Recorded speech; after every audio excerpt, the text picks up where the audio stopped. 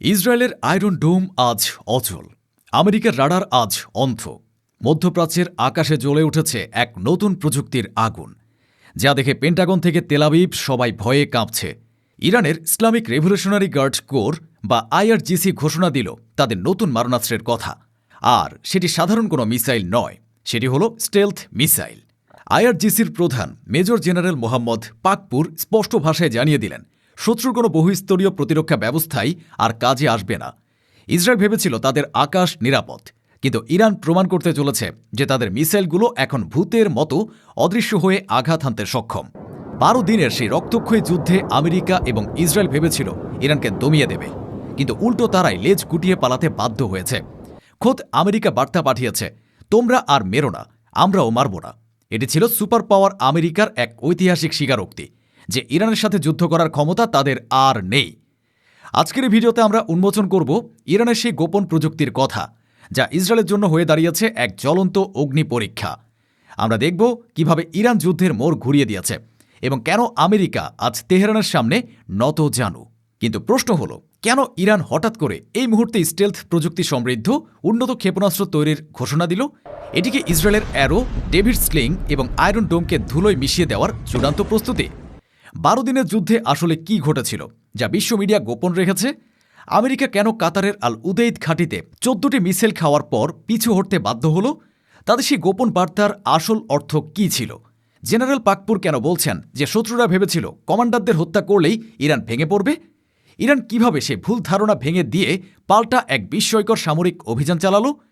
ভবিষ্যতের যুদ্ধ হবে প্রযুক্তি এবং কৃত্রিম বুদ্ধিমত্তার। ইরান কি তবে সে যুদ্ধের জন্যও প্রস্তুত হচ্ছে? ইসরায়েল কি পারবে ইরানের এই অদৃশ্য এবং স্মার্ট মিসাইলের মোকাবিলা করতে? এই সব প্রশ্নের উত্তর জানতে এবং ইরানের এই বীরত্বপূর্ণ বিজয়ের সাক্ষী হতে ভিডিওটিতে একটি লাইক দিয়ে শেষ পর্যন্ত আমাদের সাথেই থাকুন। চলুন পর্দার আড়ালের সত্যটা জেনে নেওয়া যাক। ইরানের আইআরজিসি থেমে থাকার পাত্র নয়। তারা শত্রুর প্রতিটি চালের জবাব দিচ্ছে পাল্টা চাল দিয়ে। আইআরজিসি সর্বাধিনায়ক মেজর জেনারেল মোহাম্মদ পাকপুর সম্প্রতি এক নতুন ঘোষণা দিয়েছেন, যা সামরিক বিশ্বের তোলপাড় সৃষ্টি করেছে। তিনি বলেছেন, ইরানকে এখন জরুরি ভিত্তিতে স্টেলথ প্রযুক্তি সমৃদ্ধ উন্নত ক্ষেপণাস্ত্র তৈরি করতে হবে। কেন? কারণ শত্রুর হাতে রয়েছে বহুস্তরীয় প্রতিরক্ষা ব্যবস্থা। ইসরায়েলের আয়রন ডোম হয়তো সাধারণ রকেট আটকাতে পারে, কিন্তু স্টেলথ মিসাইল আটকানোর সাধ্য তাদের নেই। স্টেলথ প্রযুক্তি হলো এমন এক ব্যবস্থা যা মিসাইলকে রাডারের কাছে অদৃশ্য করে রাখে। মিসাইলের গায়ে এমন এক বিশেষ প্রলেপ বা কোটিং লাগানো থাকে এবং এর আকৃতি এমনভাবে তৈরি করা হয় যে রাডারের তরঙ্গ এতে প্রতিফলিত হয়ে ফিরে আসে না, ফলে রাডার স্ক্রিনে কিছুই দেখা যায় না। যখন ইসরায়েলি রাডার বুঝতেই পারবে না যে কিছু একটা আসছে, তখন সাইরেনও বাজবে না, আয়রন ডোমও কাজ করবে না। হঠাৎ করে তেল আবিবের বুকে নেমে আসবে আগুনের বৃষ্টি। জেনারেল পাকপুর এই প্রযুক্তির কথাই বলেছেন। তিনি জানিয়েছেন, ইসরায়েল ও যুক্তরাষ্ট্রের সাম্প্রতিক আগ্রাসন এক নতুন বাস্তবতা তৈরি করেছে, আর ইরান সেই বাস্তবতার মোকাবেলা করবে প্রযুক্তির জোরে। জেনারেল পাকপুর আরও একটি গুরুত্বপূর্ণ বিষয় তুলে ধরেছেন। তিনি বলেছেন, শত্রুপক্ষ ভেবেছিল আমাদের উচ্চপদস্থ কমান্ডারদের হত্যা করলেই ইরানের সামরিক কমান্ড ব্যবস্থা ভেঙে পড়বে। আমেরিকা এবং ইসরায়েল সবসময় এই ভুলটিই করে আসছে। তারা জেনারেল কাসেম সুলাইমানি এবং অন্য কমান্ডারদের হত্যা করে ভাবে ইরান দুর্বল হয়ে যাবে, কিন্তু তারা জানে না ইরানের প্রতিটি সেনাই এক একজন কমান্ডার। ইরানের শক্তি কোনো ব্যক্তির উপর নির্ভর করে না, তাদের শক্তি তাদের আদর্শ এবং চেইন অফ কমান্ডের উপর নির্ভরশীল। ইসরায়েল ভেবেছিল যুদ্ধের প্রথম দিন ইরান হয়তো 5 থেকে 6টি মিসাইল ছোড়ার বেশি কিছু করতে পারবে না। তারা ইরানের ক্ষমতাকে অবজ্ঞা করেছিল, কিন্তু ইরান বিশ্বকে অবাক করে দিয়ে দ্রুততম সময়ে এক বিশাল সামরিক অভিযান চালায়। আইআরজিসি এবং ইরানের সেনাবাহিনী সমন্বিতভাবে জবাবি হামলা শুরু করে।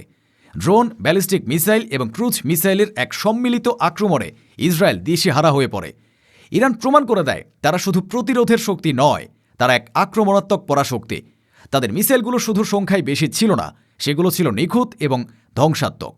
যুদ্ধের এক পর্যায়ে আমেরিকা সীমা লঙ্ঘন করে বসে। তারা ইরানের 3টি অত্যন্ত গুরুত্বপূর্ণ পারমাণবিক স্থাপনা ফোর্দো, নাতানজ এবং ইস্পাহানে হামলা চালানোর দুঃসাহস দেখায়। তারা ভেবেছিল ইরান ভয়ে পিছিয়ে যাবে, কিন্তু ইরান তখন সমান জবাব দেওয়ার সিদ্ধান্ত নেয়।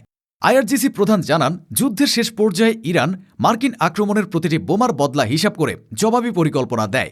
এটি ছিল টিট ফর ট্যাট বা যেমন কর্ম তেমন ফল। ইরানের মিসাইল ইউনিটগুলো তখন টার্গেট লক করে ফেলে।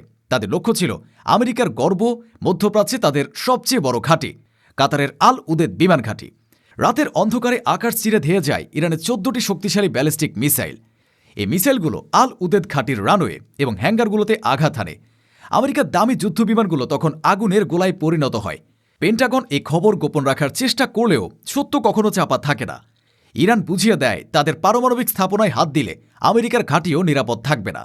এই 14টি মিসাইল হামলার পরই আসল ঘটনাটি ঘটে। জেনারেল পাকপুর ফাঁস করেছেন সেই গোপন সত্য।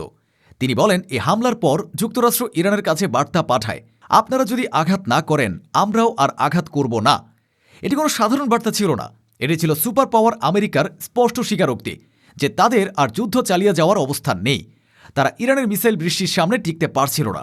তাদের ভান্ডার শেষ হয়ে আসছিল, তাদের মনোবল ভেঙে পড়েছিল।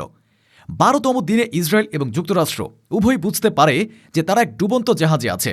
তাই তারা টিকতে না পেরে যুদ্ধবিরতির আবেদন করে। তারা বন্ধু রাষ্ট্রগুলোর মাধ্যমে ইরানের কাছে অনুরোধ জানায় যুদ্ধ থামানোর জন্য। ভাবুন একবার, যে আমেরিকা কথায় কথায় ইরানকে মানচিত্র থেকে মুছে ফেলার হুমকি দেয়, সে আমেরিকা ইরানের কাছে প্রাণ ভিক্ষা চাইছে। এটি ছিল ইরানের ক্ষেপণাস্ত্র শক্তি এবং জনগণের ঐক্যের বিজয়। জেনারেল পাকপুর সঠিকভাবেই বলেছেন, শত্রুরা এখন জানে ইরানের বিরুদ্ধে নতুন করে আগ্রাসন চালানোর চেষ্টা করলে আগের চেয়েও আরও কঠোর এবং ধ্বংসাত্মক জবাব পাবে। তবে ইরান এই বিজয়ী সন্তুষ্ট নয়।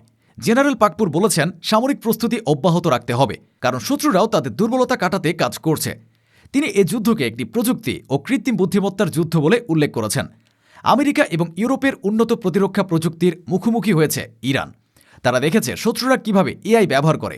তাই ইরান এখন তাদের প্রতিরক্ষা ব্যবস্থায় নতুন প্রযুক্তির সমন্বয় করাকে অপরিহার্য মনে করছে। ভবিষ্যৎ যুদ্ধক্ষেত্রে প্রচলিত অস্ত্রের পাশাপাশি স্টেলথ প্রযুক্তি, স্মার্ট মিসাইল এবং উন্নত এয়ার ডিফেন্স সবচেয়ে গুরুত্বপূর্ণ ভূমিকা রাখবে। ইরান সেই অনুযায়ী প্রস্তুত হচ্ছে। তারা এখন এমন মিসাইল বানাচ্ছে যা মাঝপথে সিদ্ধান্ত নিতে পারবে, যা নিজে নিজে টার্গেট খুঁজে বের করতে পারবে। ইরান এখন আর শুধু রাশিয়ার বা চীনের প্রযুক্তির উপর নির্ভরশীল নয়, তারা নিজস্ব প্রযুক্তিতে বলীয়ান হয়ে উঠছে। তাদের বিজ্ঞানীরা দিন রাত কাজ করছেন আকাশ প্রতিরক্ষা ব্যবস্থাকেও আরও আধুনিক করতে। আয়ন এবং স্টেলথ প্রযুক্তি সম্পন্ন ক্ষেপণাস্ত্র উন্নয়ন এখন ইরানের সময়ের দাবি। সাম্প্রতিক যুদ্ধ প্রমাণ করেছে যে ইরানের প্রতিটি হামলা ছিল অত্যন্ত সুপরিকল্পিত। তারা এলোমেলোভাবে মিসাইল ছোড়েনি, তাদের প্রতিটি মিসাইল শত্রুপক্ষের কৌশলগত স্থাপনা লক্ষ্য করে ছোড়া হয়েছিল। ইসরায়েল অধিকৃত ভূখণ্ডে বিভিন্ন সামরিক ঘাঁটি, রাডার স্টেশন এবং জ্বালানি অবকাঠামোতে ইরানি হামলা তেল আবিবকে গভীর সংকটে ফেলে দিয়েছিল। হাইফা রিফাইনারি বন্ধ হয়ে গিয়েছিল, নেভাটিম এয়ারবেস অচল হয়ে পড়েছিল। ইসরায়েলের অর্থনীতি এবং সামরিক সক্ষমতা উভয়ই বড় ধরনের ধাক্কা খেয়েছিল। একই সঙ্গে ইরানের জবাবি হামলায় মার্কিন বাহিনীও চাপের মুখে পড়েছিল, তাদের লজিস্টিক চেইন ভেঙে পড়েছিল। অবশেষে যুক্তরাষ্ট্র যুদ্ধ চালিয়ে যাওয়ার সামর্থ্য হারিয়ে ফেলে। এ কারণে তারা যুদ্ধবিরতির জন্য মরিয়া হয়ে উঠেছিল। জেনারেল পাকপুর গর্বের সাথে বলেছেন, ইরান এখন আগের তুলনায় অনেক শক্তিশালী অবস্থানে দাঁড়িয়ে আছে। নতুন প্রযুক্তির সমাধি ঘটালে এই শক্তি আরও বহুগুণ বৃদ্ধি পাবে। ইরান এখন আর কোনো আঞ্চলিক শক্তি নয়, তারা এখন এক গ্লোবাল প্লেয়ার, যাদের কথা শুনতে বিশ্ব বাধ্য।